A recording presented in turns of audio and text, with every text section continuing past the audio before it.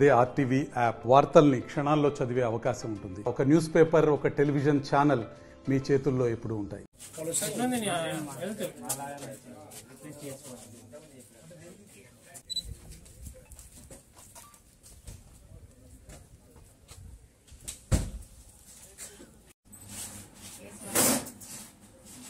Face కనిపించండి madam.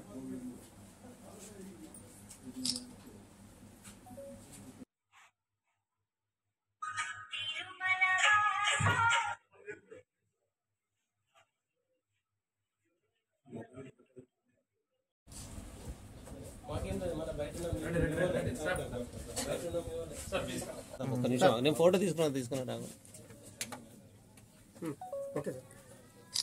Print media, electronic media, social media అందరికీ నమస్కారం. బెల్లంపల్లి వాస్తవ్యుడైన నరాల శంకర్ గత సంవత్సరం ఏప్రిల్ మాసంలో అనారోగ్య కారణాలతో చనిపోవడం జరిగింది. ఇతను బిల్డింగ్ వర్కర్గా పనిచేసేవాడు. ఇతనికి లేబర్ కార్డు కూడా ఉంది. అందువల్ల 17 డిసెంబర్ 2024న మీ సేవలో అతనికి ప్రభుత్వం నుంచి రావాల్సిన డబ్బుల గురించి, కంపెన్సేషన్ గురించి అప్లై చేయడం జరిగింది. అప్లై చేసిన తర్వాత బెల్లంపల్లిలో ఉన్న అసిస్టెంట్ లేబర్ ఆఫీస్కి పలుమార్లు తిరిగినా మన మృతుని భార్య పలుమార్లు తిరిగినప్పటికీ కూడా పని కాలేదు.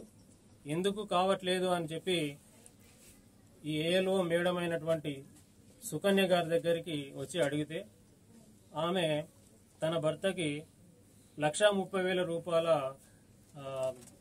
కంపెన్సేషన్ వస్తుంది, దాంట్లో నాకు 40,000 రూపాయలు ఇస్తేనే ఫైల్ ఫార్వర్డ్ చేస్తా, నేను లేకుండా చెయ్యను అని చెప్పింది. అన్ని డబ్బులు ఇవ్వలేను అని చెప్పి డిసెంబర్ నుంచి ఇప్పటి వరకు పలుమార్లు తిరిగింది.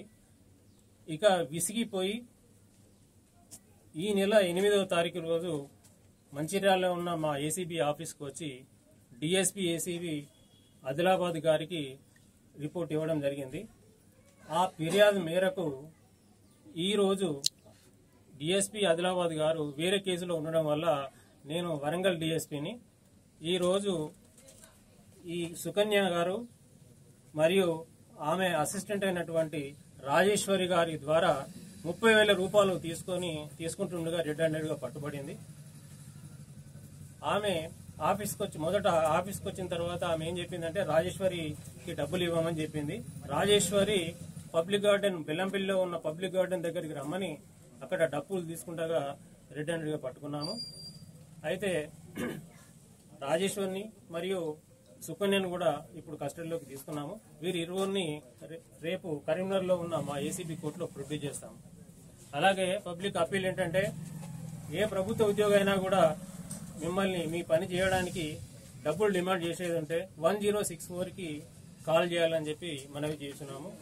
ఈ ట్రాప్లో నేను డిఎస్పీ ఏసీబీ వరంగల్, తర్వాత ఈ ఆదిలాబాద్ జిల్లా కిరణ్ మరియు కరీంనగర్ చెందినటువంటి తిరుపతి మరియు ఏసీబీ సిబ్బంది పాల్గొన్నారు.